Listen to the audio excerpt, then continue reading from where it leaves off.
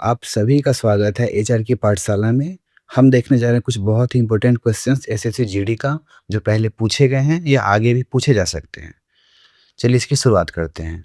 First question है हमारे पास में, जयपुर साहित्य महोत्सव की स्थापना किस वर्ष हुई थी? तो इसकी स्थापना आपकी हुई थी 2006 में, और ये दुनिया का सबसे बड़ा शो माना जाता है जो कि साहित्य से रिलेटेड है। अब आते हैं अपने क्वेश्चन नंबर 2 की तरफ। औरंगजेब की मृत्यु कब हुई थी? औरंगजेब की मृत्यु हुई थी आपकी 1707 में। और औरंगजेब की मृत्यु के बाद ही ऐसा माना जाता है कि जो मुगल साम्राज्य था, मुगल, उनका डिक्लाइन शुरू हो गया, यानी कि मुगल का पतन शुरू हो गया था। कब हुआ था शुरू? औरंगजेब की मृत्यु के बाद में। ठीक है, अब बढ़ते हैं अपने अगले क्वेश्चन की तरफ में। आयुर्वेद के मूल ग्रंथ चरक संहिता के मुख्य रचनाकार कौन से हैं? तो आयुर्वेद था, उसके मतलब मूल ग्रंथ जो है चरक संहिता, तो इसके जो रचनाकार है उनका नाम भी क्या है? उनका नाम भी चरक ही था। तो इसका राइट आंसर क्या है? महर्षि महर्षि चरक। ठीक है, और ये किससे रिलेटेड है? ये आपका रिलेटेड है आयुर्वेद से। ठीक, और ये सबसे पुराना और सबसे महत्वपूर्ण ग्रंथ माना जाता है। Polity and constitution. हिंदी संविधान का कौन सा भाग नागरिकता से संबंधित है? यानी कि नागरिकता से संबंधित भाग कौन सा है? तो ये है आपका पार्ट 2। संविधान का जो पार्ट 2 है वो आपका रिलेटेड किससे है? नागरिकता से रिलेटेड है। अगले क्वेश्चन की तरफ बढ़ते हैं। भारतीय संविधान के अंतर्गत नए राज्यों का गठन, सीमाओं में परिवर्तन या नाम बदलने का अधिकार किसके पास में है? तो ये सबका जो अधिकार होता है आपके पार्लियामेंट के पास में होता है। ठीक है, पार्लियामेंट जिसको हम बोलते हैं संसद। यानी कि अगर किसी नए राज्य का गठन करना हो या सीमा में परिवर्तन करना हो, एक स्टेट को डिवाइड करना हो, इन सभी का जो पावर है वो किसके पास में है? पार्लियामेंट के पास में। अगला क्वेश्चन, भारतीय संविधान के किस अनुच्छेद के अंतर्गत संसद के दोनों सदनों की संयुक्त बैठक का प्रावधान है? तो ये है आपका आर्टिकल 108।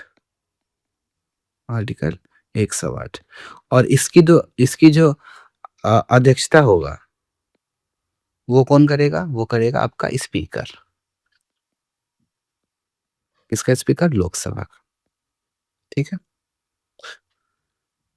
अर्थव्यवस्था से भी कुछ क्वेश्चंस आ रहे हैं, पंचवर्षीय योजना से रिलेटेड क्वेश्चंस हर एग्जाम में कुछ ना कुछ देखा गया है।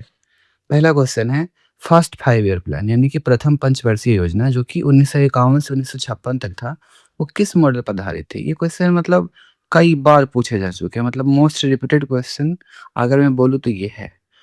तो इसको आप सीधा याद रखना एचडी मॉडल से, है ना? क्या याद रख सकते हो? एचडी मॉडल, यानी कि हैरोल्ड डोमार मॉडल। क्या याद रखोगे इसका नाम? Harold Domar model. और अगर मैं इसका थोड़ा-सा आपको डिटेल बताऊँ तो पहला पंचवर्षीय योजना किससे रिलेटेड होगा?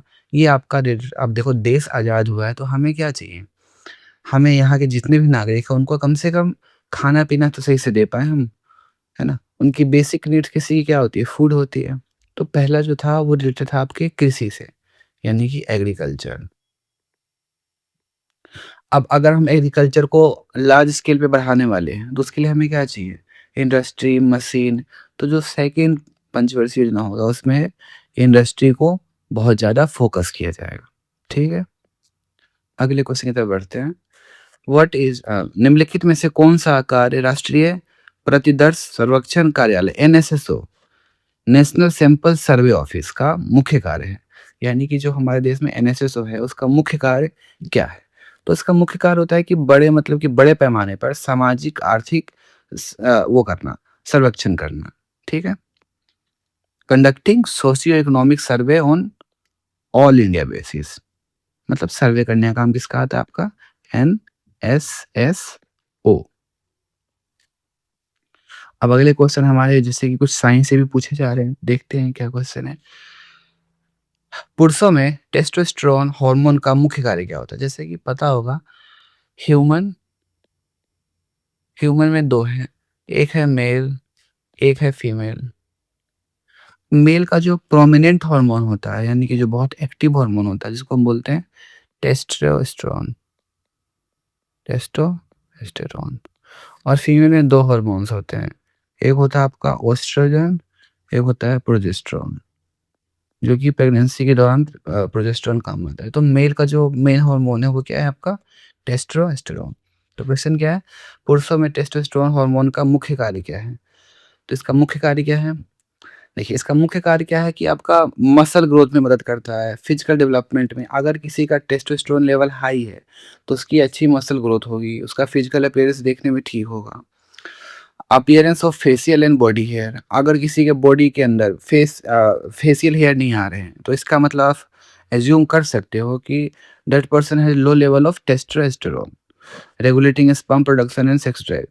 अब और टेस्टोस्टेरोन क्या करेगा? आपके स्पर्म को इंक्रीज करने में, बूस्ट करने में हेल्प करेगा। तो इसका आंसर क्या है? ऑल ऑफ द अबव, यानी कि सारे पॉइंट्स इसके सही हैं। ठीक है, अगला क्वेश्चन देखते हैं। On the bank of which river is Shrirampur college situated. तो जो श्रीरामपुर कॉलेज है वो किस नदी के किनारे है? तो ये है आपका हुगली। और हुगली कहाँ है आपका? ये आपका पड़ता है वेस्ट बंगाल। अभी भी बंगाल का इलेक्शन खत्म हुआ है, तो कुछ कुछ क्वेश्चंस ऐसे भी आ सकते हैं जो स्टेट से रिलेटेड हो। अब अगला आपका क्वेश्चन है, आपका मैथ का क्वेश्चन है, जिसमें आपको पूछ रहा है कि डिविजिबिलिटी रूल। तो आपको ये पता होना चाहिए कि कौन से नंबर किससे मतलब कि कौन से इजीली डिवाइड हो सकते हैं, जैसे कि 3 से, 7 से, 9 से। तो ये सब पूछे जा रहे हैं।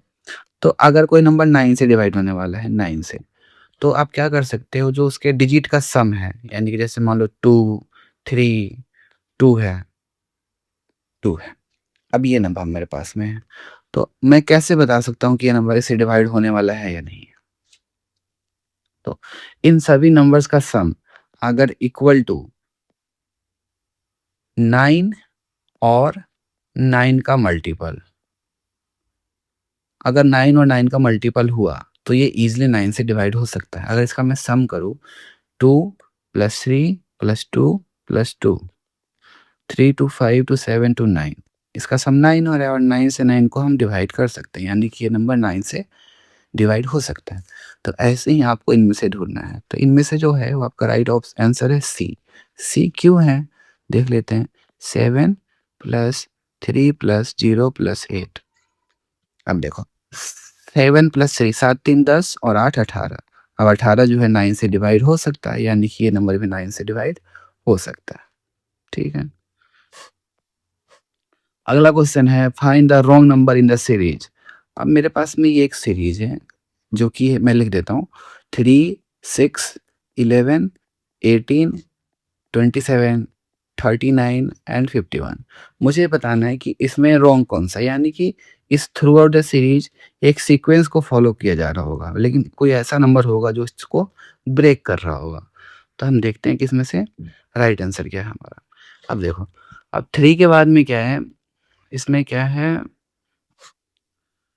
3 के बाद 6, 6 के बाद 11, 11 के बाद 18, 27, 39 और 51। तो इनमें सब में क्या हो रहा है? सॉल्यूशन क्या है इसका कि सीरीज जो है वो इसके 39 के बाद में जो है वो गलत हो जा रहा है। कैसे गलत हो जा रहा है? जैसे यहाँ देखो, अब ये जो पैटर्न्स हो रहे हैं, ये सारे जो पैटर्न हैं, वो किसी एक को शो कर रहा है। कॉन्जिक्यूटिव ऑड नंबर्स को शो कर रहा है, यानी कि सब में जो है आपके कॉन्जिक्यूटिव ऑड नंबर्स ऐड हो रहे हैं। 3 है, के बाद इसमें कितना ऐड हुआ है? 3 + 3। अब 6 में क्या हुआ है? +5 हुआ है। 11 में क्या हुआ है? +7 हुआ है। इसमें क्या हो जाएगा? +9 हो जाएगा। इसमें क्या हुआ है? +10 हुआ है, यानी कि इसमें +11 होना चाहिए। बट यहाँ पे अगर देखोगे तो कोई और ही नंबर है। यहाँ पे 39 + 11 क्या होना चाहिए? 9 1 10, 3 1 4 5, 50 होना चाहिए, बट यहाँ पे क्या है? 51 है। तो यहाँ पे सीरीज कहाँ से गलत हो रहा है? 39 से। तो राइट आंसर ऑप्शन बी। अब फिर से हमारे पास में क्वेश्चन है, किससे? इंडियन पॉलिटी से रिलेटेड है। पढ़ते हैं इसको। भारतीय संविधान के तहत राज्य विधानसभा में किसी भी दल को स्पष्ट बहुमत ना होने की स्थिति में मुख्यमंत्री की नियुक्ति का अंतिम अधिकार किसके पास में होता है? अब जैसे किसी एक स्टेट जैसे मान लेते हैं कि ये वेस्ट वेस्ट बंगाल की ही बातें कर लेते हैं थोड़ी देर के लिए। हुँ, ये वेस्ट बंगाल है। अब इसमें अभी भी रिसेंट में इलेक्शन हुआ है। अभी हम देख रहे हैं कि इसमें बीजेपी जो है वो प्रोमिनेंट डोमिनेंट पार्टी है, यानी कि उसको फुल मेजॉरिटी प्राप्त है। बट अगर हम बात करें जैसे तमिलनाडु का, तो तमिलनाडु में क्या है कि आपका फुल मेजॉरिटी एक पार्टी के पास में नहीं है ना? तो यहाँ पे वही कह रहे हैं कि राज्य विधानसभा में किसी भी दल को स्पष्ट बहुमत ना हो। जब किसी भी दल को स्पष्ट बहुमत नहीं होता है, तो या तो गठबंधन कर ले या फिर अंतिम जो निर्णय होता है, वो किसके पास में होता है? ये आपका होता है राज्यपाल के पास में, क्योंकि जो राज्य जो सेंट्रल में है, वहाँ पे आपका प्रेसिडेंट है ना? उसके नीचे आता है आपका प्रधानमंत्री। और स्टेट में जो है आपका गवर्नर को ऊपर माना जाता है, उसके नीचे आते हैं आपके चीफ मिनिस्टर। तो ये जो हक है वो किसके पास में है? गवर्नर के पास में है, ठीक है? तो इसका जो भी रहेगा वो गवर्नर के पास में। अगला क्वेश्चन देखते हैं हम, जो कि यूपीएससी से रिलेटेड है। लोक संघ सेवा आयोग अपने कार्यों के संबंध में अपनी वार्षिक रिपोर्ट किसे सौंपता है? ऑप्शन है प्राइम मिनिस्टर, पार्लियामेंट, प्रेसिडेंट या होम मिनिस्टर। तो ये अपनी रिपोर्ट किसको सौंपेगा? राष्ट्रपति को। है ना? किसको सौंपेगा अपनी रिपोर्ट ये? राष्ट्रपति को सौंपता है। भारतीय संविधान का कौन सा अनुच्छेद शिक्षा के अधिकार को मौलिक अधिकार में वर्णित करता है? अब मौलिक अधिकार वैसे अधिकार होते हैं जो हम सबको मिलता है, स्टेट के अगेंस्ट, है ना? अब हमें हमें हमारा अधिकार, जैसे ये देखो, जैसे ये मैं हूँ, मुझे बोलने का अधिकार है, तो मैं तो ऐसे भी बोल सकता हूँ ना। तो कौन मुझे मना कर रहा है बोलने से? मुझे बोलने से सपोज़ मना कर रहा है एक स्टेट, एक बॉडी, ठीक है? तो मुझे ये बॉडी बोलने से मना ना कर पाए, इसके लिए मेरे पास में क्या होता है? मौलिक अधिकार होता है, ठीक है? तो जो मौलिक अधिकार हैं, ये हमारे भारतीय संविधान के किस पार्ट में थे? आपका आर्टिकल 21 का ए है ना? जब भी आप इसमें देखोगे कि कोई चीज़ कैपिटल लेटर से लिखा हुआ है, ठीक है? अगर मान लो कि ये लिखा है 19 ए, स्मॉल ए से, अगर वो आर्टिकल स्मॉल ए से लिखा है, इसका मतलब वो मूल संविधान में था, है ना? मूल संविधान में था। बट अगर वो कैपिटल ए से लिखा है, इसका मतलब है वो बाद में ऐड किया गया, यानी कि उसमें क्या हुआ है? अमेंडमेंट हुआ है, फिर ऐड किया गया। यानी कि जो आर्टिकल 21 ए है हमारा, वो हमारा बाद में ऐड किया गया है। और आर्टिकल 21 ए किस बारे में है? ये हमें बताता है कि कंपल्सरी एजुकेशन, यानी कि सबको शिक्षा मिलनी चाहिए, जिसका भी एज ग्रुप 6 ईयर से 14 ईयर्स तक हो। ये है आपका आर्टिकल 21 ए, ठीक है? फिर से हमारे पास में कुछ इकोनॉमिक्स के क्वेश्चन हैं।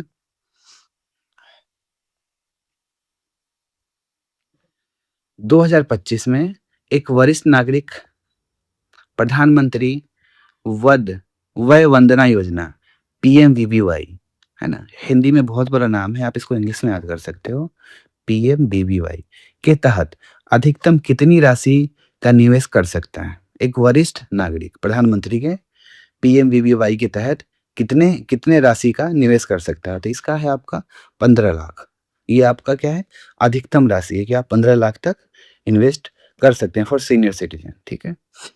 अब ये स्कीम लाया क्यों गया था? ये स्कीम लाया गया था ताकि सोशल सिक्योरिटी प्रोवाइड किया जा सके, है ना? पेंशन, जिसकी एज कितनी है? जिसकी उम्र जो है ना आपकी वो 60 हो या 60 प्लस हो, ठीक है? अगला देखते हैं। 2021-22 अब 25-26 की अवधि के लिए डिजिटल भुगतान को बढ़ावा देने के लिए कौन-सी योजना को 450 करोड़ आवंटित किए गए थे? तो इसका आंसर है आपका option number B, incentive scheme for promotion of digital payment, digital भुगतान के संरक्षण के लिए प्रोत्साहन योजना।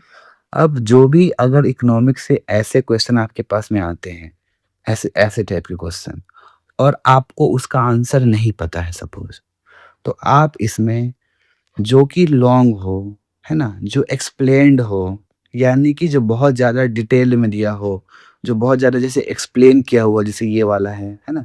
या ऐसे ऑप्शन के बीच में ऐसे ब्रैकेट भी हो, यानी कि जो लंबा हो, है ना? जिसको हम लंबाड़ी मेथड भी बोलते हैं, बहुत फेमस चल रहा है। तो आप उस पे टिक कर सकते हो। 1-2 क्वेश्चन में ऐसे आप रिस्क ले सकते हो, ठीक है? और ऐसे जो इकोनॉमिक्स से होते हैं मोस्टली अराउंड 90% वो सही ही होते हैं, जो इसका ऑप्शन ज़्यादा लंबा होता है, ठीक है? अब ये आपके रीज़निंग के क्वेश्चन है, आप इसको देख लो, इसको आप ट्राई करना, ठीक है? क्योंकि टाइम टेकिंग है काफ़ी। इसका आंसर आपका 620 है। फिर से सीरीज़ का क्वेश्चन है एक, जिसको आप ट्राई कर सकते हैं। इसका राइट आंसर आपको 36 आएगा, है ना? साइंस का क्वेश्चन हम देखते हैं। निम्नलिखित में से कौन-सा हार्मोन मुख्य रूप से पुरुषों में लैंगिक लक्षणों का विकास वही हमने जो डिस्कस किया पहले ही कि अगर वो जो हार्मोन है टेस्टोस्टेरोन,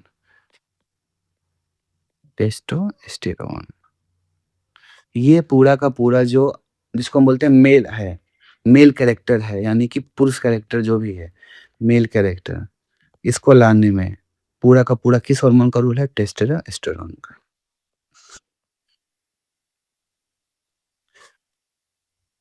विच प्र कौन-सा मतलब संविधान का कौन-सा भाग नागरिकता? नागरिकता जहाँ भी है वो क्या आएगा आपका पार्ट 2 आएगा। नागरिकता किसमें है? Part 2 of the Indian constitution. UPSC annual report ये हम पहले डिस्कस कर चुके हैं, जो कि किसका है? The president.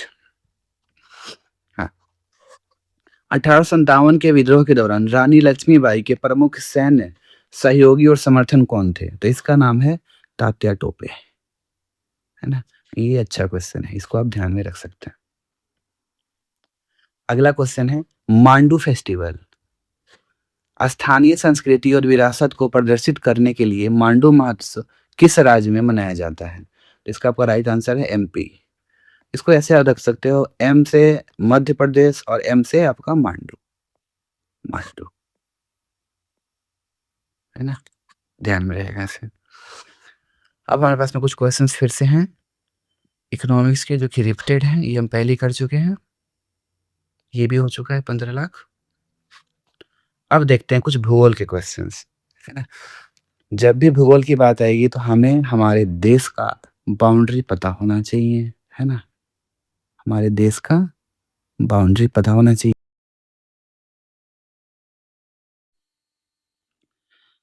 हमारे जो नेबरिंग कंट्रीज़ हैं, वो पता होना चाहिए कि ईस्ट में कौन-सा है, वेस्ट में कौन-सा है, नॉर्थ में कौन-सा है और साउथ में कौन-सा है। ये आपका इंडिया का एक ब्रीफ मैप है। ये आपका ईस्ट है, ये आपका वेस्ट है, ये आपका नॉर्थ है और ये आपका साउथ है। तो आपको पता होना चाहिए कि ईस्ट साइड कौन-सा देश है, यहाँ पे कौन-सा देश है, इधर कौन-सा देश है, यहाँ पे, है ना? सब हमें पता होना चाहिए। यहाँ पे कौन-सा बे है, ये जो वाटर बॉडी है इसका नाम क्या है? तो इंडिया का एक ओवरव्यू हमारे पास में होना चाहिए, जिसके लिए एक मैं अलग से वीडियो बना दूँगा ज्योग्राफी से रिलेटेड। आइए इसको क्वेश्चंस को देखते हैं। निम्नलिखित में से कौन-सा राज्य बांग्लादेश के साथ भूमि सीमा साझा नहीं करता है? बांग्लादेश जो हमारा पड़ोसी है, इसके साथ कौन-सा राज्य हमारे देश का बॉर्डर शेयर नहीं करता है? असम, मेघालय, मणिपुर, त्रिपुरा ये सब करते हैं, सिर्फ़ और सिर्फ़ मणिपुर नहीं करता है शेयर, ठीक है? फिर से रीजनिंग का क्वेश्चन और सीरीज का क्वेश्चन है। ये आपका सीक्वेंस मेंटेन करना है। Find the next number in the sequence, इस नंबर में अगला सीक्वेंस क्या होगा? इसको आप खुद से ट्राई करना। बहुत सिंपल, इसका राइट आंसर आपका 42 जहाँ पे आपके लॉजिक भी लिखे हैं, आप इसको देख लेना। ठीक है? तो हमारे पास में इतने ही क्वेश्चंस थे जो खत्म हुआ। तो अगर आपको ये अच्छा लगा हो तो आप इसको लाइक करना एंड चैनल को सब्सक्राइब करना। हम ऐसे और भी सीरीज लाएँगे।